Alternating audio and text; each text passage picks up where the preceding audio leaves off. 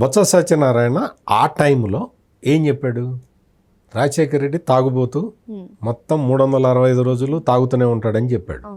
అంత character assassination. అంటే రాజశేఖర రెడ్డి ఉన్న పేరుని నేను ఒక జర్నలిస్ట్గా నేను అబ్జర్వ్ చేసిన విషయమే నేను చెప్పాను. కానీ మరి అంత సన్నిహితంగా ఉన్న బొత్స సత్యనారాయణ ఏం చెప్పాలి? రాజశేఖర రెడ్డి మంచోడండి, అందరికీ హెల్ప్ చేస్తాడండి అని చెప్తావా?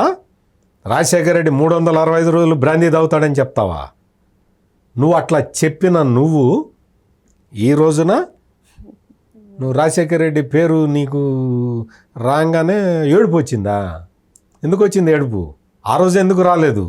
ఈ రోజు ఎందుకు వచ్చింది? అంటే బొత్స సత్యనారాయణ ఎప్పుడైతే ఈ ఏడ్చాడో మొత్తం ఈ ఏడుపు అంతా కూడా జగన్మోహన్ రెడ్డికే కొట్టింది.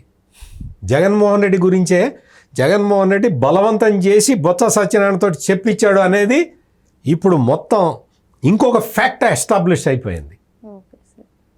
ఇప్పుడు ఈ రోజున వచ్చి బొత్స సత్యనారాయణ ఆడవటం అది ఇది, నీ కుటుంబ సభ్యులే నీతో లేరు. జగన్మోహన్ రెడ్డి ఎవ్వరూ లేరు. నీ తల్లి లేదు, నీ చెల్లి లేదు, నీ బాబాయ్ కూతురు లేదు,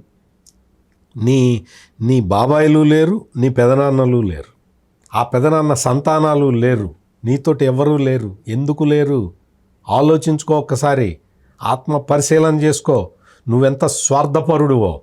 నువ్వు తండ్రిని అడ్డం పెట్టుకొని పదవిలోకి వద్దామని ఎన్ని కుట్రలు బన్నితే ఈ రోజున నీ కుటుంబం నీకు దూరం అయిందో ఒక్కసారి ఆలోచించుకో. మరో అంశంతో మళ్ళీ కలుద్దాం. Thank you sir. నమస్కారం.